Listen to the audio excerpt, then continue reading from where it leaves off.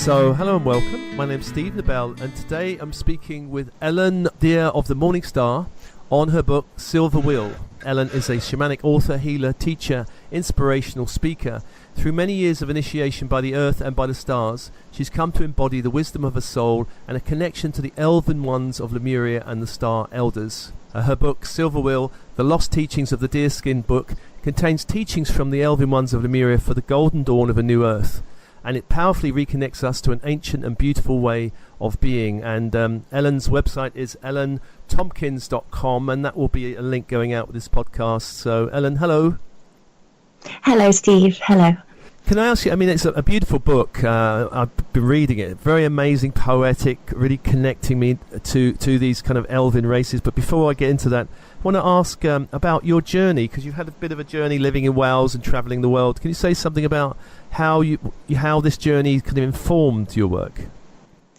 Yes. Well, I did have a very conventional upbringing, and my journey really was began with a shutting down, and as with so many of us, and I recently worked with this over in Bulk. Actually, I had this extraordinary journey back to a place in Dorset. It's a boarding school I was sent to when I was 7 years old, and I arrived there, and I've worked with this before, but it was really going deeper with it as we do than ever before. And I arrived at this boarding school and really felt that entry of my own consciousness into that really three-dimensional matrix of reality, and a huge shutting down, which really persisted until I was in my very, very early 20s, maybe late teens, and I'd pursued my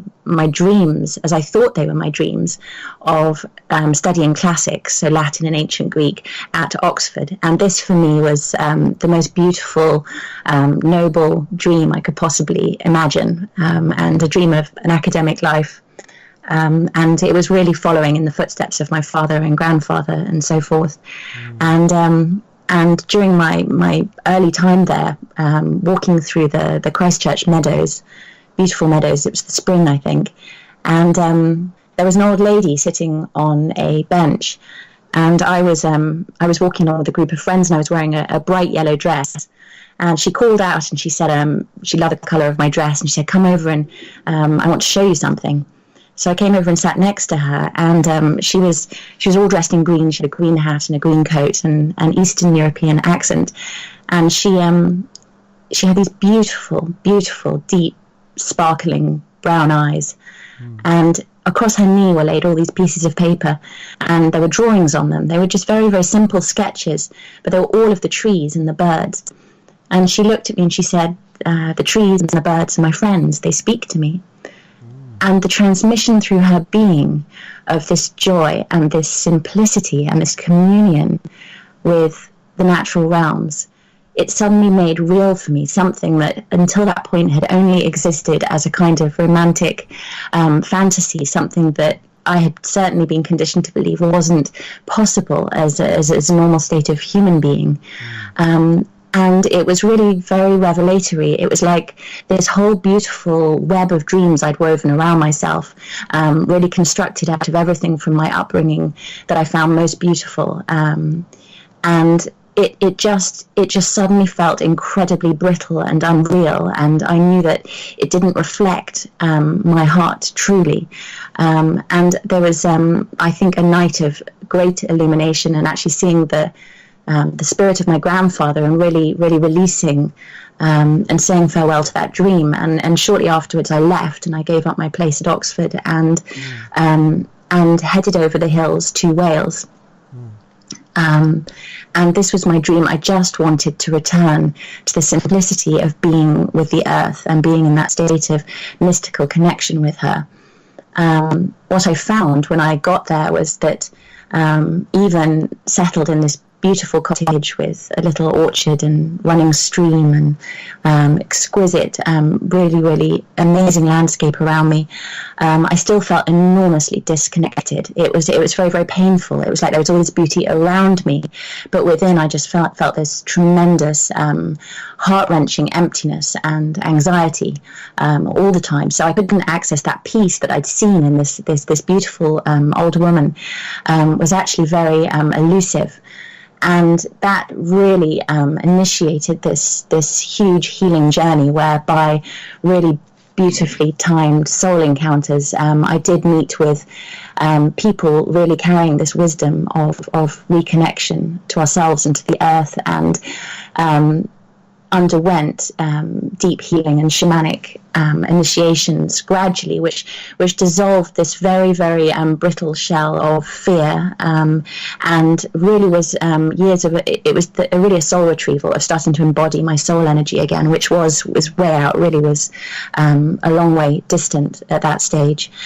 And it actually brought me back. Eventually there was a pivotal moment of restoration when I remembered the small girl I'd been before I went to boarding school, and living in London, actually, so not a wildly natural place, but I remember having a very, very deep mystical connection with the stars at night, merging with the lights of the city, so it was though the sky and the city were all one, and singing these deep prayers and songs with this sense of this soul that was so ancient and full of this sort of sorrow and joy that was all one, and this deep, deep knowing that made no sense in the heart of a small girl as far as I was aware of reality, but was very powerful. And it was like that dreamer of the stars. Once she reawoke within me, once I reconnected with her, then suddenly that I had been longing for, the shining realms of the earth, of that interconnection, all awoke around me. And I really started, to begin with, it was really reconnecting with the elemental and fairy realms, and just the sheer joy of walking the land in this state of communion, and listening to all these subtle and beautiful voices that started speaking to me. So that was, that was really the beginning. Part of the story, and I actually completed a degree in the end in English literature and creative writing during my time in Wales, and started writing this thesis, which was I called Arwen, the re-enchanting of the land, because I just had such a deep feeling that the earth that we see and the land that we see isn't actually her essence. Like there is this enchanted, beautiful essence lying beneath the landscape that humanity has created in this last aeon. And I felt this incredibly deep calling to express that. And I did that through, I started learning to play the harp, and the frequencies and the music of the harp really consistently connected me into that. And also the listening to the crystals, which there was a place where you could, with a twig, just dig these clear quartz crystals out of the ground in Wales. And then also reading the Mabinogi on the ancient tales of Wales. And I was really drawn to the names, these beautiful Welsh names. I was also studying the Welsh language a little bit at the time. And so somewhere between that, as I walked the land, as I listened to the crystals, as I listened and spoke the frequencies of the Welsh language and the old tales, and then the music of the harp, all started carrying me into these sort of ethereal realms of the soul, of the earth. And there was really a sense of wanting to dive beyond any fairy tale or myth that we have about them, just feeling there was this pure energetic light essence that lay somewhere way, way deeper, that was longing. There was this sort of longing that was both within my heart and within that essence to emerge more fully, to step out of invisibility, like a deep, deep cloak of invisibility had been thrown over it. So that was the beginning of my process of discovering Silver Wheel. But what it really involved was a letting go of every single concept about what I might be seeking. I couldn't really find it in any book about any fairy tale or mythology. It was really listening to the pure vibrational essence. And over time, that led me deeper into the forest and listening to the trees and the waters. And I really began receiving these visions of the Shining Ones. And they seemed to morph across this line of being pure beings of light, and also then appearing as very much the images that we receive of the more elven, goddess-like forms, and then into also sometimes morphing into the almost like medicine women, sort of more Native American appearance. And I couldn't, it was almost confusing because I couldn't resolve it into one story. I wasn't sure what story I was tracking, what I was in.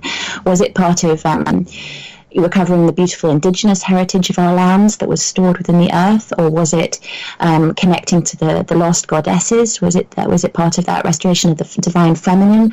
Was it or was it something else? What was this sort of pure light form that I was seeing?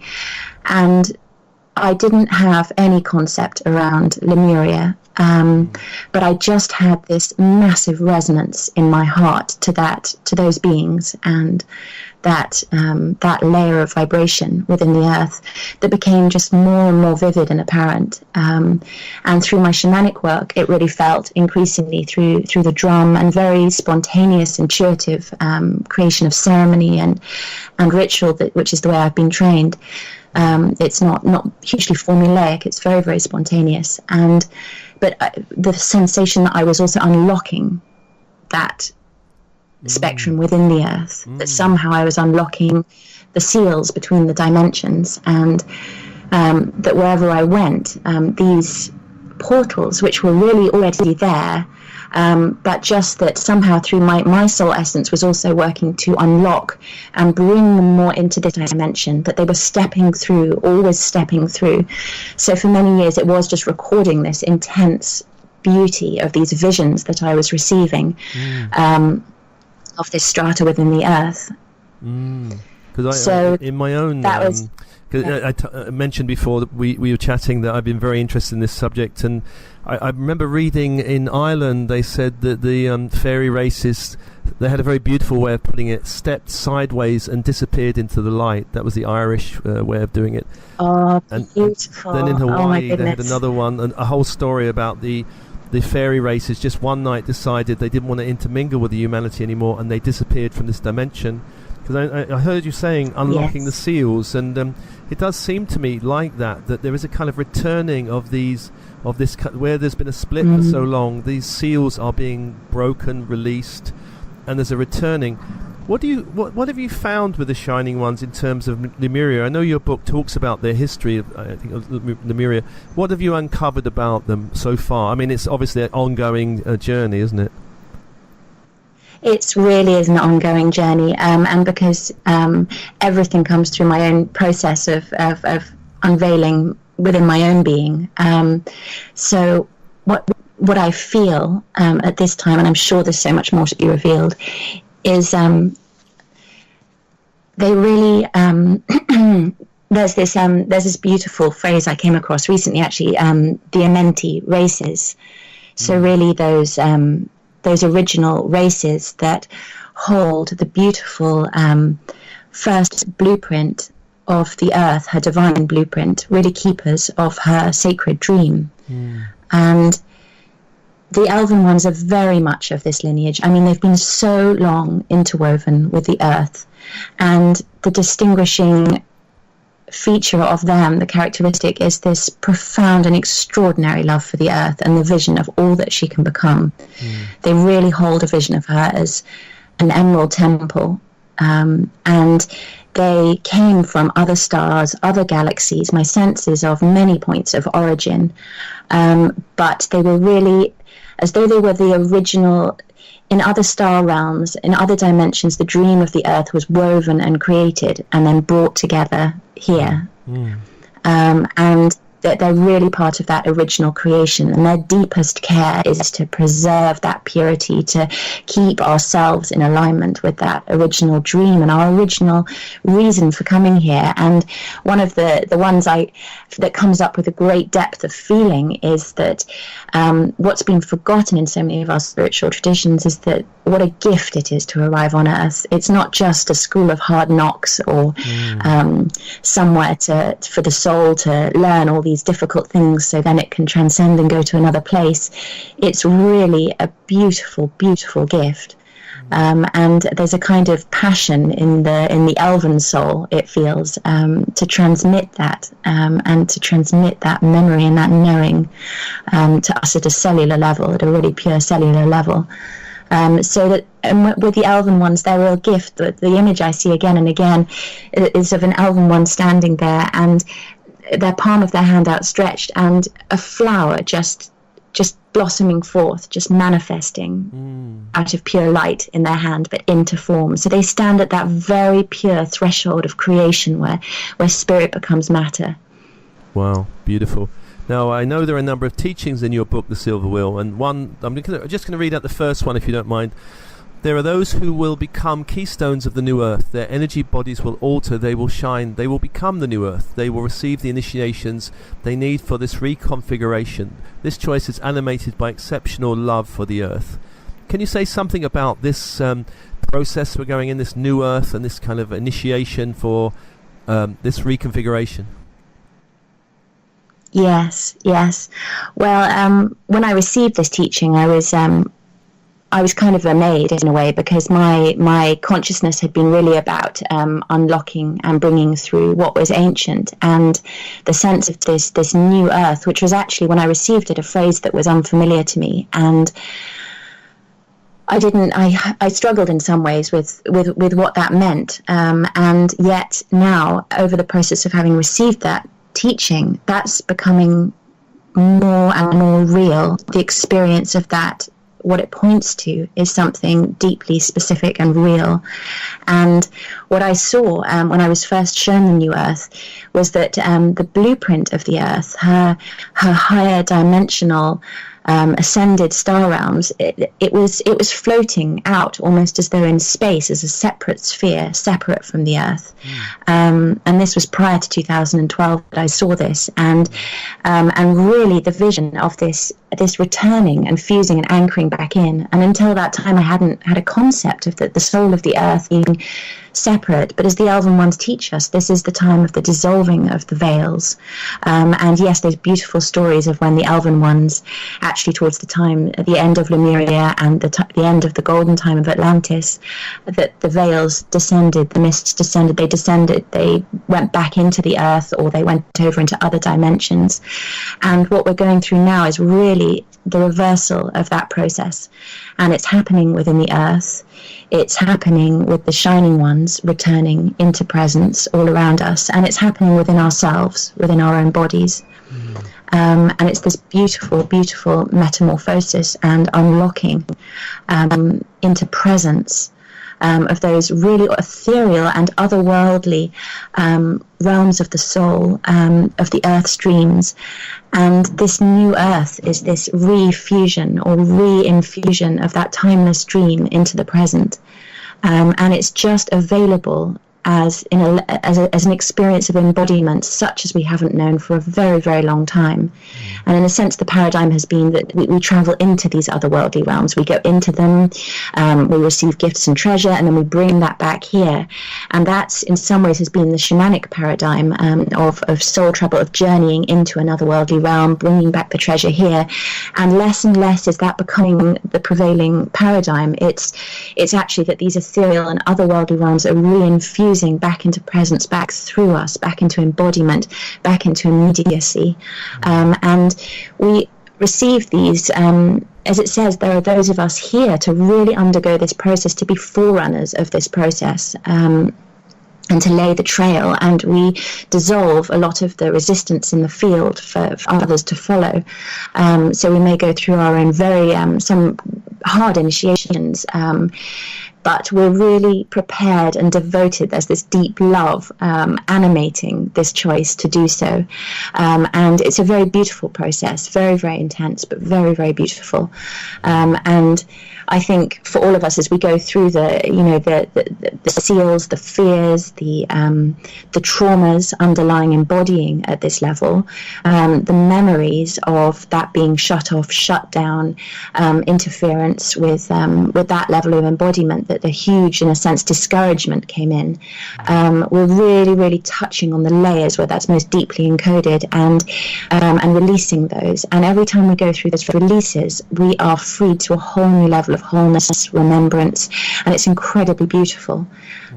So that's the process where I'm going. And in the Deerskin teachings, it really refers to the fact that this is a process we're undergoing with the earth, and it's our times in nature, through being with her, we undergo these incredible unlockings and processes of remembrance.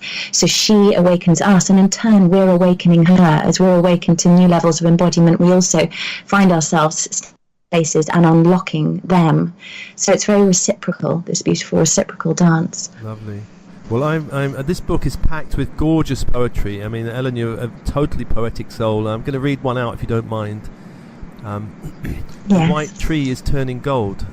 Swan feathers descend. Cross over a cloak, old daughter lost. A moth holds ritual in the forest of tears. Lost chalices gather of amethyst, amber, topaz. Her white hands seek amber, the ancestry of bears. Too far, from afar, it is here, an old love becomes older. Now, the book is packed with these kind of poems, which I feel are actually connecting us to something. You know, it's not just the words, there's an energy transmission coming through this poetry. Did you realise that, or is it something that just happened to you? No, I was very conscious of that. Part of my real passion was for this sense of immediacy and direct vibrational communication. I didn't want to be talking about it. I wanted it to be speaking itself. So nothing that's in there was ever recorded without it coming from that place. That it was very interesting, because I was listening to an other dimensional language and translating it into the language of this world. And as that happened, it was like the English language had to morph. It had to shift so that it held a direct vibrational template of that other dimensional language, that language of the stars and the other realms that was coming through. So I was very conscious of that in the writing of Silver Wheel. It is meant to be a direct transmission and an activation. Gorgeous, gorgeous. Now, I know the book contains a number of glyphs from the ancient Lemurian civilization, and that you were going to do a transmission of one of those glyphs, the Morningstar, which is a glyph of radical hope, a new cycle of creation. So, Ellen, I'm going to pass over to you for that. Okay, Steve, thank you. I'll just take a moment to tune in, and then I'll bring that through. Tantaritiki yantai, minyan martaraki, na anin martataki no nortake. Standing Turkey. Nyamartayo. Wingyaratar stani nunum tikyashtantayo. Yandarati ostr and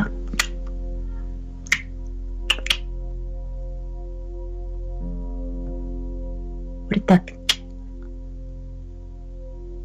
Nich Unitrak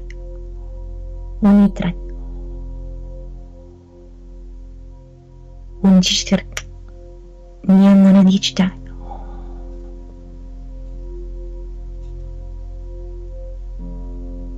And as I call that through, I really feel that awakening field of remembrance amongst us. Because this pure elemental memory of Lemuria, Nanya Tarki Tarania Yantai, exists within each of us. Ninya Taratianai Orientian. A beautiful thread of our awakening into the dawn, Kanyai. A field of inspiration, a way of grace that has existed here before, embodied and deeply real.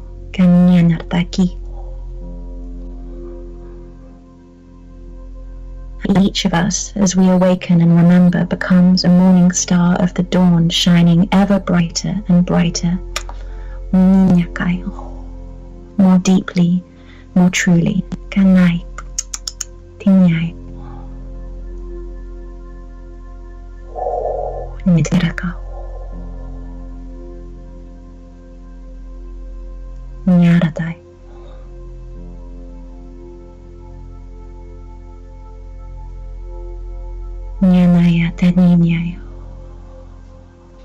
And that does mean awakening our embodiment to those deep galactic transmissions of spaciousness that are held also within the heart of our earth. And as earth and star come together again, we remember this, that it is all one, heaven and earth. Earth and star.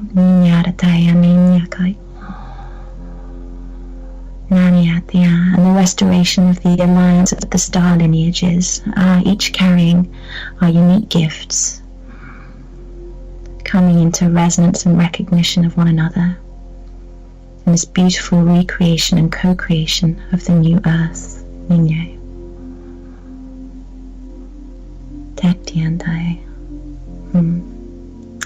Blessings and thanks, Taraki. And may the Elven Ones and the Star Elders be with each of us. Good Nadia.